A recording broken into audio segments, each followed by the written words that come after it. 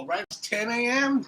and Friday. It is Friday the 13th. What's going on, everyone? I'm Jay. Welcome back to the Coffee Q&A, our somewhat daily live stream that's going to help you answer questions about coffee or help you try to brew better coffee at home or in a professional environment. So welcome back again. And yesterday we didn't have our episode because I had to go down to DC to give our cup tasting or coffee tasting at a Hispanic Heritage Month celebration. And so if you're not too familiar, this past month has been Hispanic Heritage Month. It's a celebration of Hispanic heritage, and it runs from September 15th to October 15th. So we're just at the very end of it. And this firm asked us to come down to do a little coffee tasting at their offices, really beautiful offices down in the heart of DC, right on K Street. Really nice, wonderful people. Really enjoyed it, had a good time. We had 5 different coffees. What were they? There was a Nicaraguan coffee that we had from Gold Mountain, the Pear Notes Micro Lot. We actually cupped that a couple weeks ago, and that turned out really well. Really happy. One of the representatives of Gold Mountain, Bethany, came out, and so she had a little setup with showing videos and pictures of the farm, as well as a little display where she showed different methods of processing of coffee. So coffee in parchment, coffee that's been naturally processed, and then coffee that was pulp natural, or what we call maybe black honey. And then there was a Honduran coffee, which actually was beautifully sweet, really, really nice. And we all had a Colombian coffee from Finca Maria, which is by one of the other importers from Paisa Coffees. She came out and did her display, had a bunch of photographs, was able to talk to the attendees about her coffees. Really nice time. And then we had a Peruvian coffee that we talked about here the other day, and that turned out really well. Actually, that's really, really nice coffee. And then what I was serving was today's coffee, the Ecuador Robusta Lactic Natural process. And we're going to get a little bit more into that. What's going on, Mom? And for those of you like Mom who might have joined us on last night's Coffee and Cigars live stream, this is the same coffee, but we're going to brew it differently. Last night, we brewed it in this, next level pulsar dripper. We're not going to do it in this one. We're going to get more into this one, I think, next week. Maybe what we'll do next week is we'll go into a deeper dive. So this is actually a brewer that was given to me to use on loan by a friend of mine, Mark Testa, who comes to the show every once in a while. And he was like, hey, I got this, and I've been trying to figure it out. And he's like, I haven't really got any great brews out of it, and nobody really has any great brews out of it. There's very few recipes out there. And so, hey, you want to give it a try and make a video? And I was like, oh, that'd be awesome. And so we're going to be playing around with more with this. Last night on the show, if you look it up, the Coffee and Cigars live stream on the Ono Live channel, we brewed with this. Whoa. And I looked up some recipes. There's a guy named Jonathan Gagne who wrote a book about the physics of filter coffee. He has a recipe out that uses 20 grams, 320 milliliters of water. And I was like, you know what? That's pretty much the same ratio as our 24 grams and 350. So I use this to brew 24 grams, 350 milliliters of water. And it turned out good.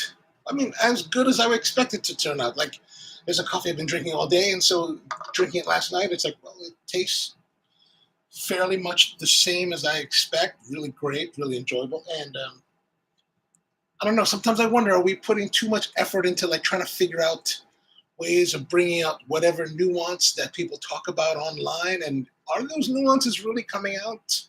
I don't know.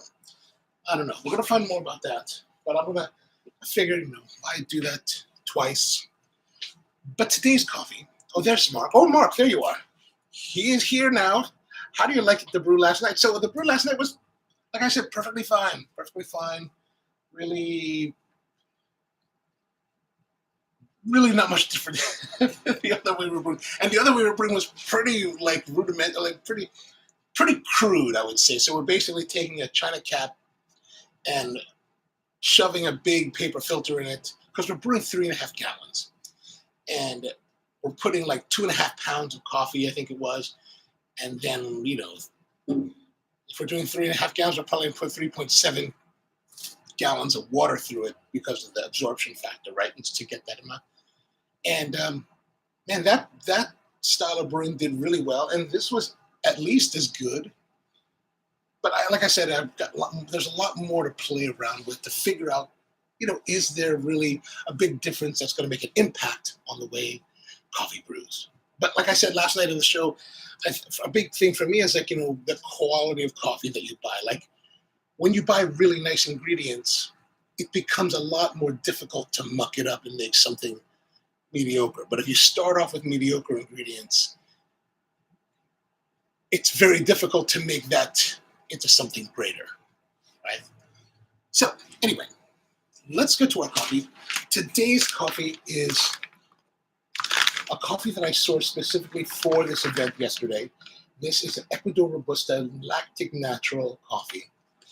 And it's produced by a grower in so difficult. So how did this all start? Because when we were first contacted by this group to do this event yesterday, this cup tasting, one of the big criteria, there were two major criteria. They said, we want 5 different coffees.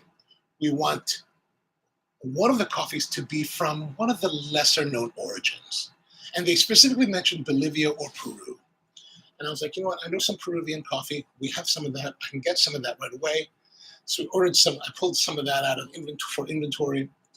And real nice washed coffee, clean, functional. I think we've tasted it on the show earlier in the week. But the other side of it was like, they were like, okay, so this firm, the managing partner is from Ecuador. And she wants something really nice from Ecuador. And I was like, okay. Thinking about it, I was like, okay, we're going to have, so Mark says, a lot of people ask, what is the problem with this thing here is that it's always blocked. There's a little icon that blocks part of the messages when they're at the very bottom, and I can never pull it over. What is the purpose of the new brewer? I think that's what it means. Yeah, I don't know. I wonder that myself sometimes.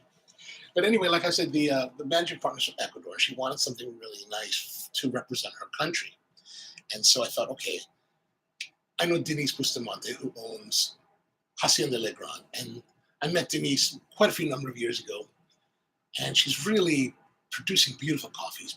She's also very much into Robusta coffees. And I was like, okay, let's get something really unique and different that will really kind of speak with a stronger voice for Ecuador. So I reached out to, I was thinking, okay, so if Denise has coffee, then it's going to be in Ecuador. Does she have any coffee in country? And so she was like, yeah, Miguel has some of my coffee. So I called up Miguel, who's also a good friend of mine. And Miguel's like, yeah, man, I got some of that. I got some for coffee. I said, well, how much do you have? And he's like, we have 5 pounds. I said, give me the whole thing. I'll take everything you have.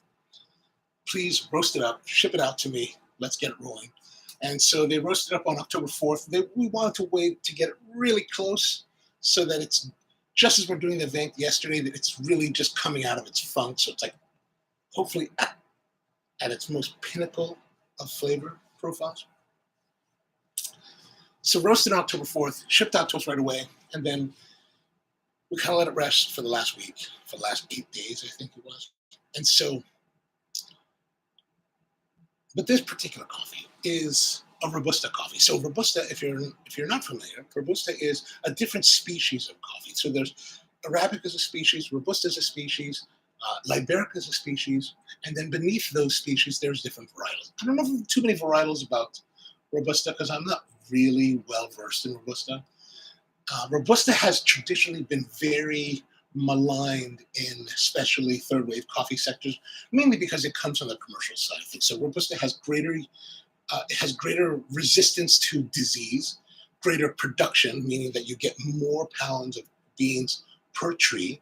It has greater caffeine, and it's a much more hardy plant to grow. So it's got a lot of things in favor for commercial production. And in commercial production, as we've touched on before, commercial production of coffee and contracts of coffee are looking for acceptable number of defects within a lot of coffee.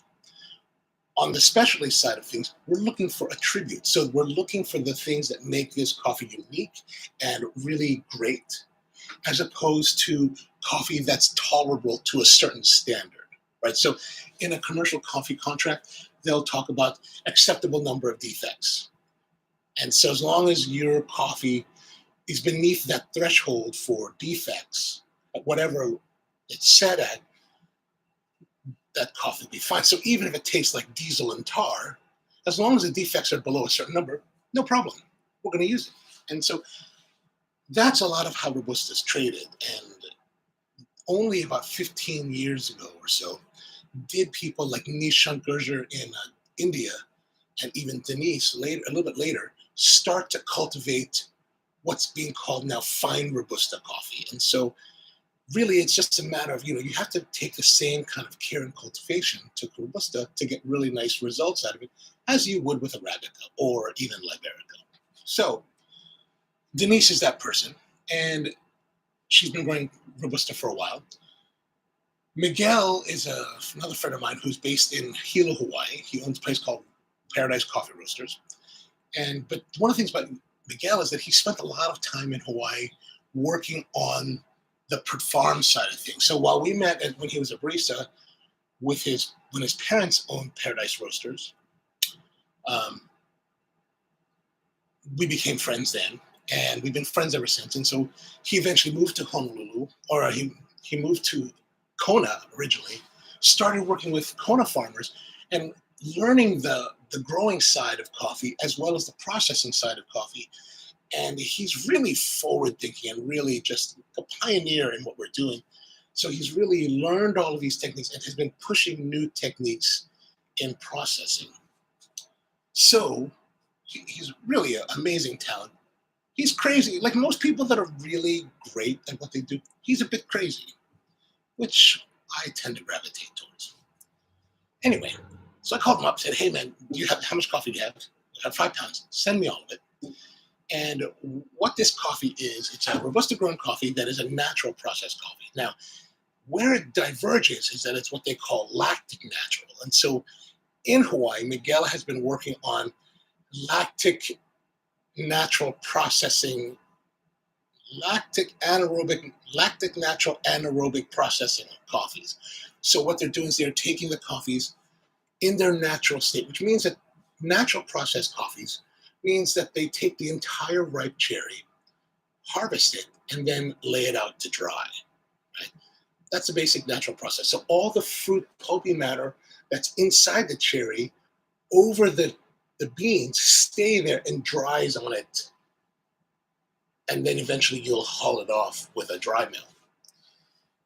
What they're doing is they're doing a fermentation of the cherries before they dry it. So they're also doing it in an anaerobic environment. So they're put into either bladders or containers. I don't know exactly which way they're doing it down in Ecuador, but they're put into some kind of environment that will keep the oxygen level very low.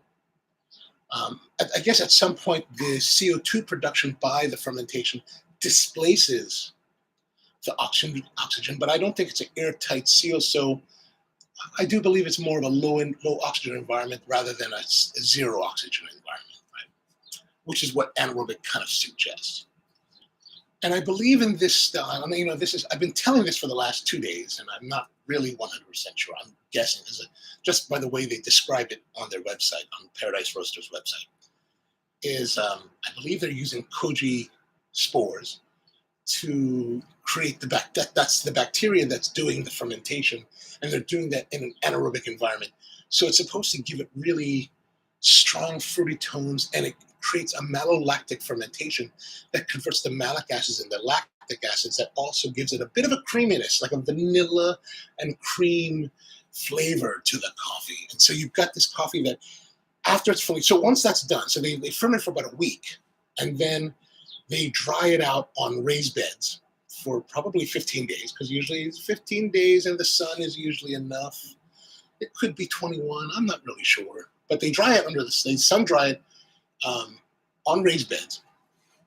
And then they mill, I guess they're going to put it in reposado, which means they're going to rest it for a month, and then they'll mill it and then ship it to the United States. And I'm not sure how big the production is. I imagine the production is relatively small. Now, this coffee came from Miguel, from Paradise Roasters. So, like I said, he his family owned Paradise when we were younger, and his family eventually sold Paradise off to another owners. They ran it for a number of years, and then not too long ago, maybe within the last 5 years, Miguel bought it back from those other owners and now retains ownership of it. And so he's got a real interesting selection of coffees on his website that he offers. So if you're really interested in some really, truly cutting edge coffee that's really unlike what other people have, go check out paradiseroasters.com. Really, really great stuff, and just really kind of far out there, cutting edge, like, stuff that they're doing is stuff that people will be talking about in the next 3 years. They'll be 3 years from now, be like, oh, some guy will be at the World Barista Championship and like have done using this coffee and he'll win, and everyone's like, oh my God, it's the newest thing. Well, yeah, it's been out for like 5 years. It's kind of what happened with this anaerobic processing. Anyway, so the coffee itself has very like strong fruity aromatics and fragrance, right? Fruity vanilla on the palate. At least this is what we're tasting yesterday. And so we're going to get into that and brew it. So today's brewing, if you go to the Paradise's website and you look up the coffee, the Robusta Lactic Natural, it's all sold out because I bought it all. And it's going to have a little bit of discussion about, who is Hacienda Legrand, who is Denise Bustamante, and it's going to have a couple recipes. There's 2 recipes that they recommend. There's one from Johan Bonanno, which is the 2019 Ecuadorian Brewers Cup champion, and he's recommending a particular brew method for pour-overs. We're going to try that today. And then there's also another recipe for an espresso approach to it. So using 20 plus grams of coffee, 24-second shots, I believe it is. So that might be something we'll try again as well.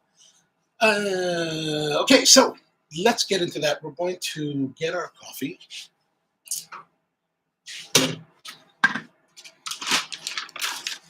So you can see 5-pound bag. We have a bit left. So if you want to stop by the roastery, and I'm here, or let me know when, I'm happy to make it. All right, so let's have a look at the coffee. Here it is. Relatively light medium, but nice quality, very consistent size. Screen size is very consistent. No real defects to be seen. Very clean, very nice looking coffee. This coffee was roasted by Mizuho over at Paradise Roasters. He roasted it for us.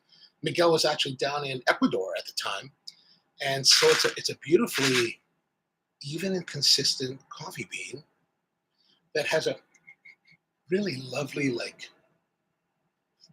fruity smell to it. And the fruitiness really, this may sound unappetizing to you, but I think it kind of has this, I guess the best way to describe it, medicinal, kind of a Robitussin-esque aroma.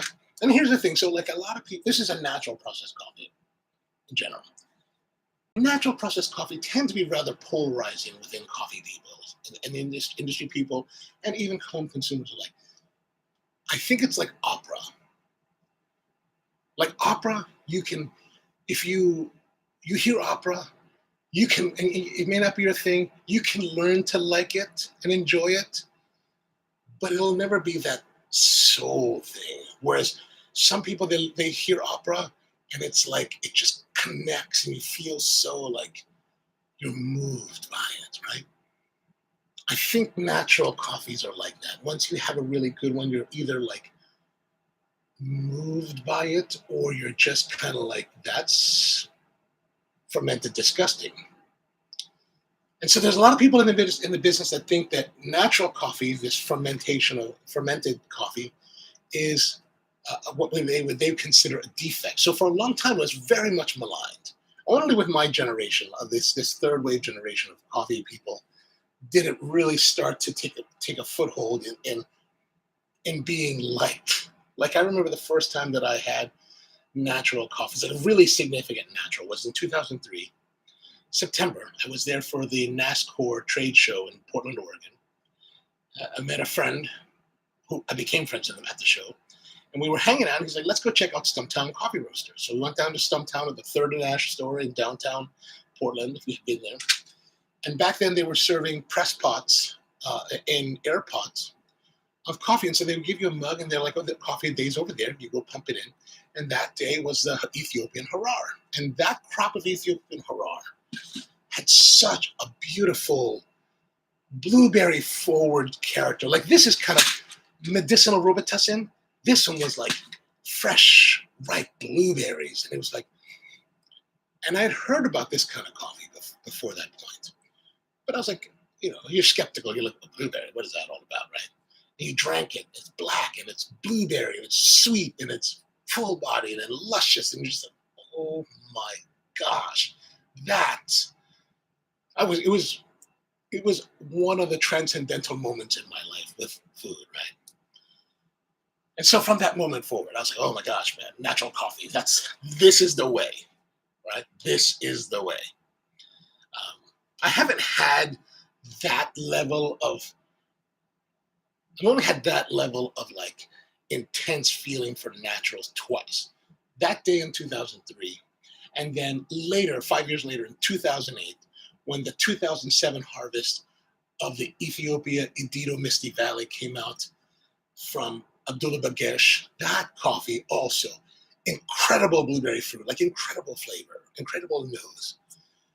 I've never had one since that 2007 crop that has been that intense, that beautiful blueberry fruit. There's been blueberry, there's been Robitussin, they're all enjoyable, but not that like, oh my gosh. Rusty says, Amy would agree with you on your opera analogy. Thank you.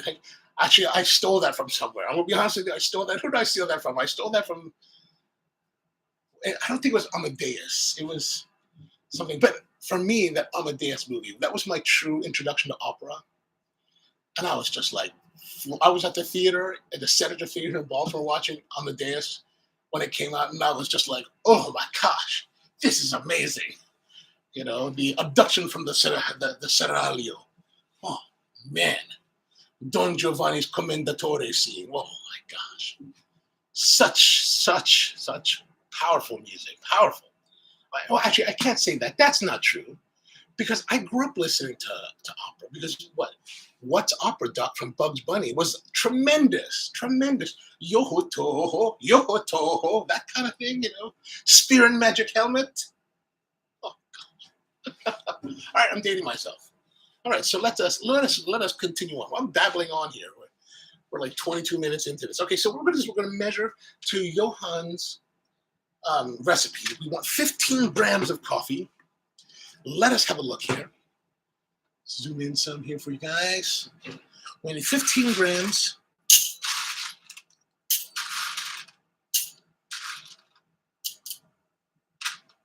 Just give it a little couple extras just in case. Great, and we're going to do this kind of a medium grind, right? Medium, our typical medium for pour over.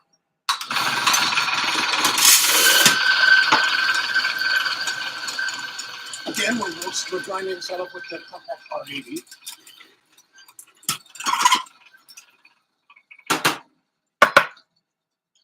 All right, let's have a look here.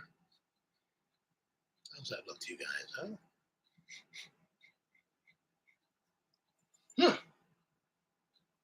Now, I just washed this container last night.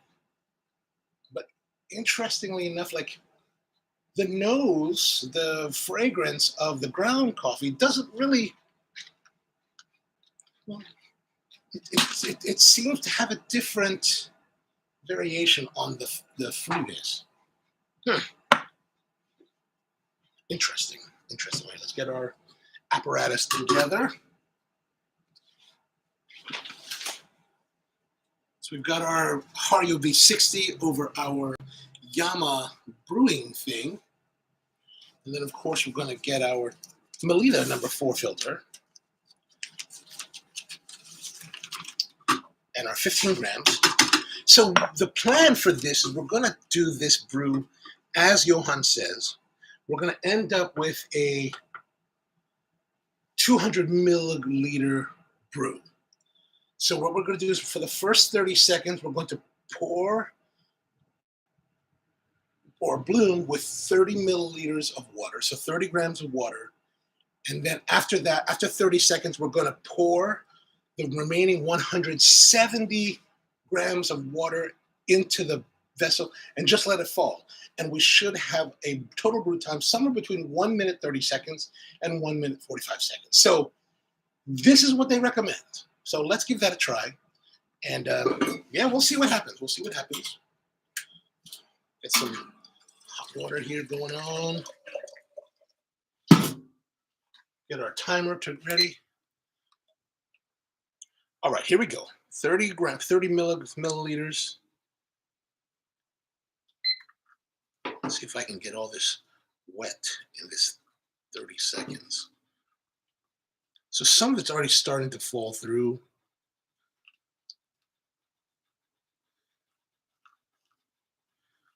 Yeah, it's already falling through.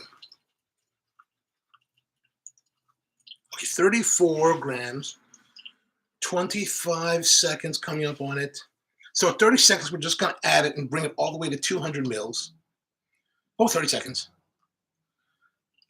This kind of goes against my my personal beliefs.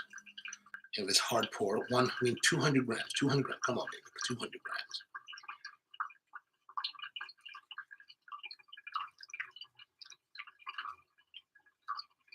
There it is. Ooh, that was right on the money.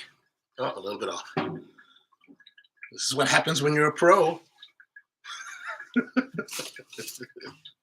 All right, so we're falling 1 minute, just past 1 minute. Will we get our minute 30, minute 45 mark? Or are we a little bit too coarse? We may be a little bit too coarse because it's flying down. It's flying down. What do we have? 1 minute, 15 seconds. Come on, baby. Come on, baby. Go slower. Go slower.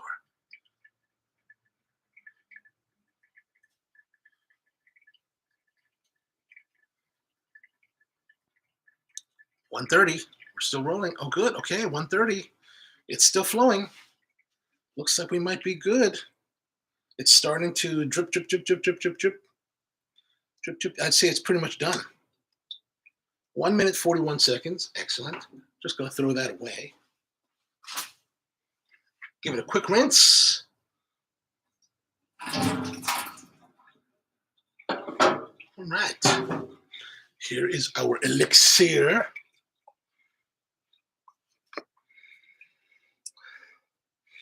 So yesterday we're using 24 grams, 350 grams of water in this, and we're doing about a minute of the valve closed and then pouring through.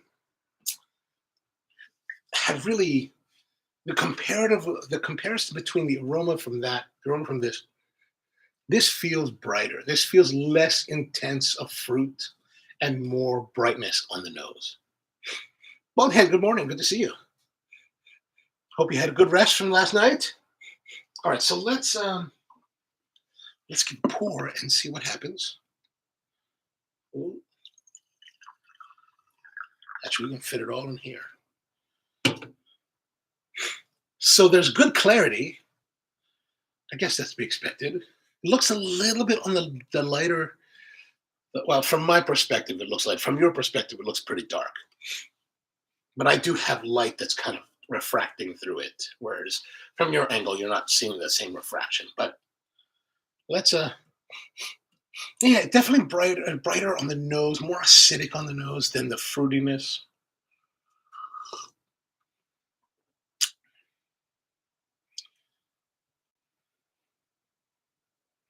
Very light, very bright, very thin, not much body.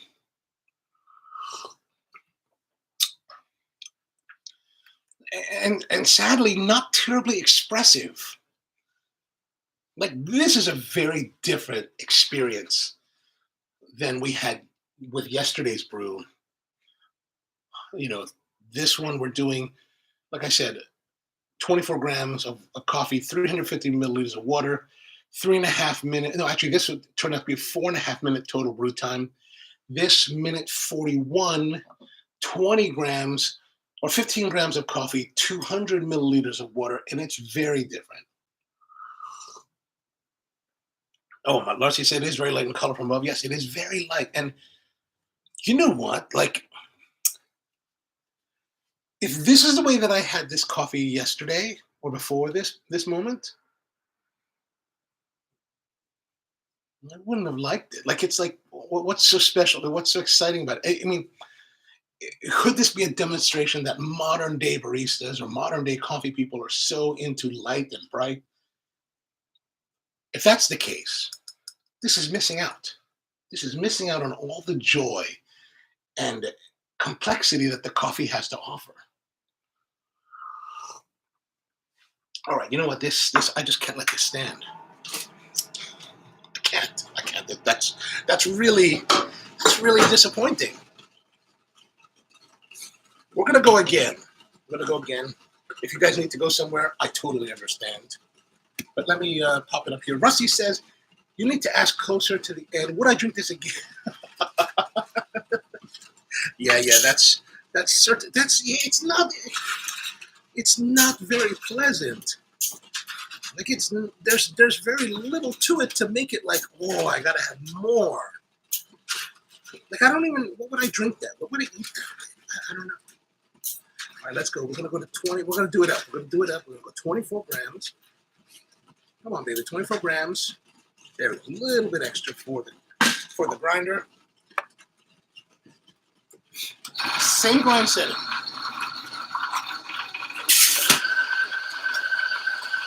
Like I feel with the minute 30, minute 45 grind, there's just not enough time for development. There's not enough time for extraction. But you know, we try different things because we're willing to learn. Okay, let's do this again. We're going back, round 2, part 2. There's our grind. I don't know if it necessarily needs to grow finer there, Rusty. I think that it's a question of like contact time as well as quantity, right? That 15 and 200. I don't know. I'm real bad at math. I'm not really able to calculate it that fast. But we'll find out. We're gonna keep that because this is about the same grind setting we have been using. So I think it's just a matter of trying to find the balance between the two. Let's reset our timer, reset our scale, add some water here. All right, let's do our typical brewing. Starting our timer.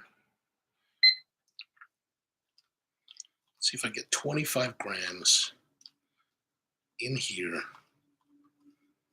I probably should have leveled it out a little bit. So we're getting 20 grams and it's starting to drip through.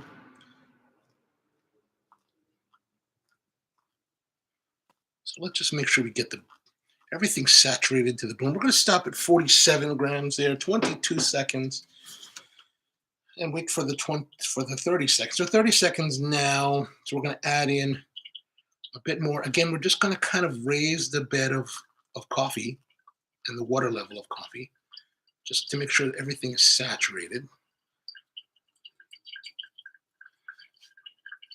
105.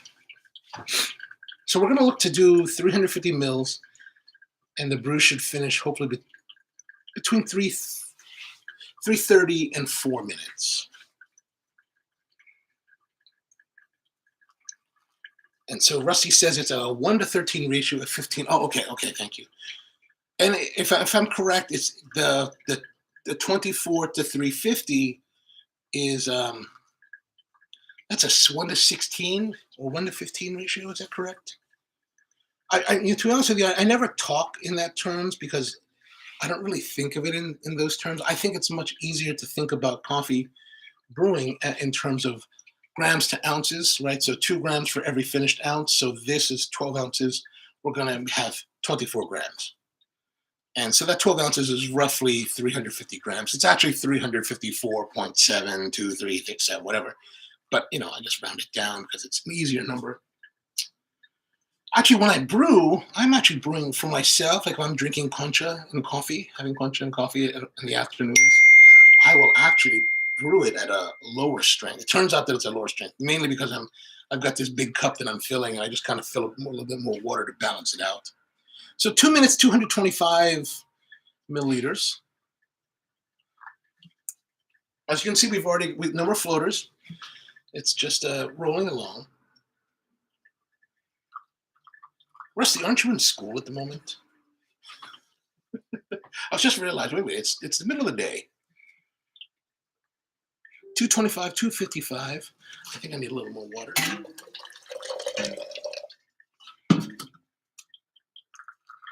The one downside about these enameled kettles is that it's all just metal. So after a while of brewing, this handle the heat will transfer into the handle, and it does get a little bit hot. Like right now at the bottom of my pinky, it's feeling a bit warm. 297 in 3 minutes. So let's we're gonna power through a little bit more and go to 350.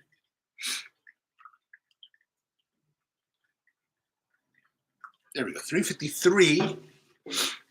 Oh, lunchtime. Oh, and already at 10:30, lunch is kind of early. I've got a lot of food here at the roastery. I've got a lot of food that I bought that I have to make into something like sandwich stuff, like smoked turkey. I've been making a lot of smoked turkey on telera bread lately. And then I do have some leftover Chinese food that they gave me. This General Cho's chicken. I think I'm going to make that because it's getting like maybe 5 days old. I'm like, I better use it before it gets to 7. All right, there we are. 3 minutes, 44 seconds.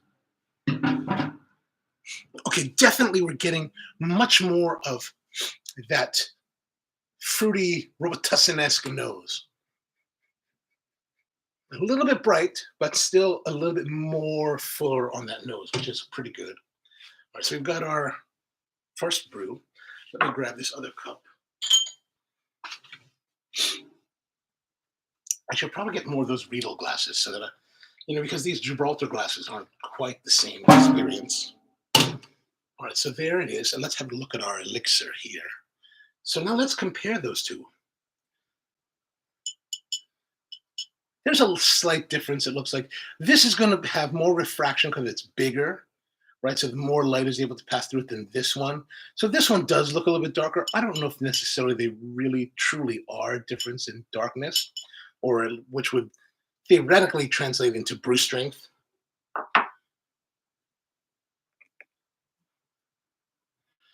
Rusty says version 2 looks, yeah. I mean, I think it does look darker on screen. I just don't know if that's because it's more concentrated together in here versus, it's wider and potentially more refracted. Right? All right, so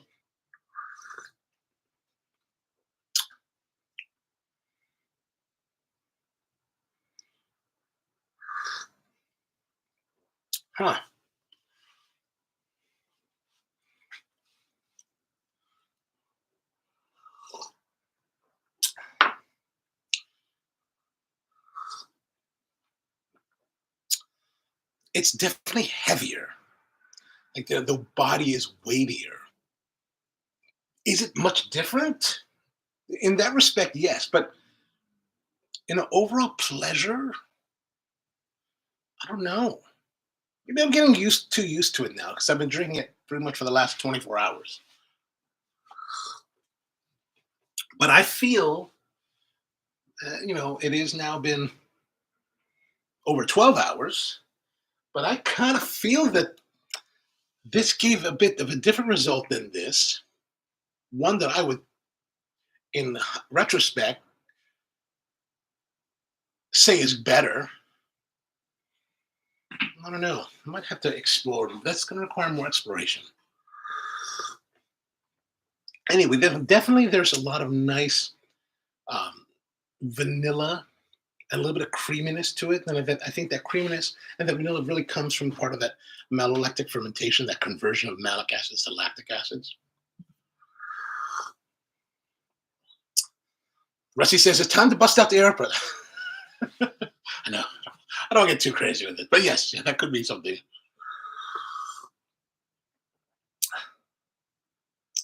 Well, it's still fruity. More fruity than this one. This one's a lot lighter. Yeah, see, like that, there it is. So there are a lot of the 15200, very bright.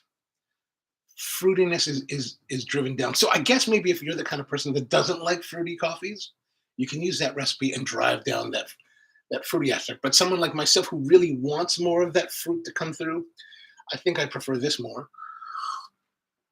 because that greater concentration is going to give you more fruit, that more intensity of that fruit. Now, it's more of a plum kind of fruit, plum, fig kind of fruit with vanilla creaminess. Whereas this one, the 15200, is really just a lot of bright and lightness to it. Interesting.